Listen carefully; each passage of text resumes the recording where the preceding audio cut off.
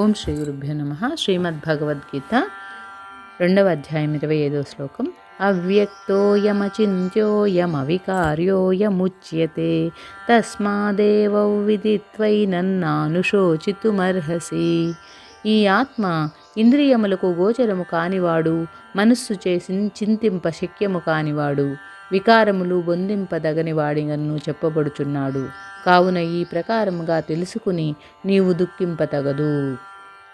ఇంద్రియాలు అంటున్నారు అంటే పంచభూతాత్మకమైన పదార్థంతో ఒక వస్తువు చేయబడినప్పుడు అది కంటికి కనిపిస్తుంది. అంటే పంచభూతాలు అంటే నీరు, నిప్పు, గాలి, నేల, ఆకాశము.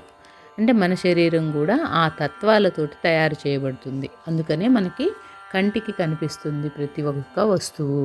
కానీ ఆత్మ అలాంటిది కాదు, అంటే పంచభూతాత్మకం కాదు అని చెప్పి ఇక్కడ స్పష్టం చేస్తున్నారు. ఒకవేళ సూక్ష్మమైన పంచభూతాత్మకమైన వస్తువైతే అది మనస్సుకైనా తెలుస్తుంది. అంటే బాధ లేకపోతే సంతోషం ఇవన్నీ మనస్సుతో మనం అనుభవిస్తాం కదా. కానీ ఆత్మ అలా కాదు అంటున్నాడు. అయితే మనము ఆత్మని ఎలా చూడగలము అంటే ఎప్పుడైతే మనస్సును శుద్ధం చేసుకుంటామో అప్పుడు మాత్రమే ఆత్మని చూడగలము అంటున్నాడు. ఇప్పుడు ఆనందం కలిగినప్పుడే మన మనస్సుకి ఆనందం కలుగుతుంది, దుఃఖం కలిగినప్పుడు మన మనస్సు దాన్ని ఫీల్ అవుతుంది. అలాగే ఆత్మ అనేది మనస్సు ఎప్పుడైతే శుద్ధమవుతుందో అప్పుడు మాత్రమే మనం దాన్ని చూడగలము. దాన్ని ఆధ్యాత్మికత అంటారు. అయితే మనం ఎందుకు చూడలేకపోతున్నామో ఆత్మ అంటే మన మనస్సుని శుద్ధం చేసుకోవడం లేదు.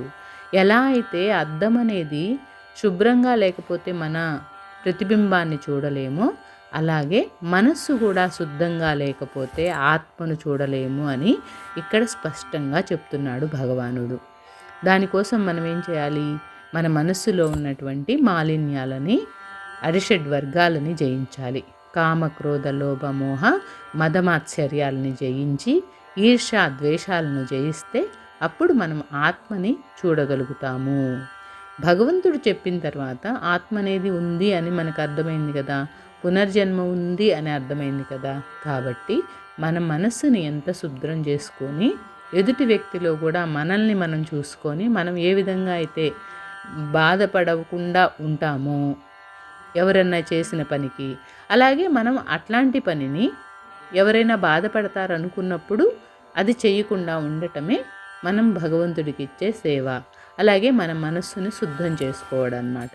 ఇలా శుద్ధం చేసుకున్నప్పుడు నువ్వు ఆత్మను దర్శిస్తావు. ఆత్మ అనేది పరమాత్మ స్వరూపము.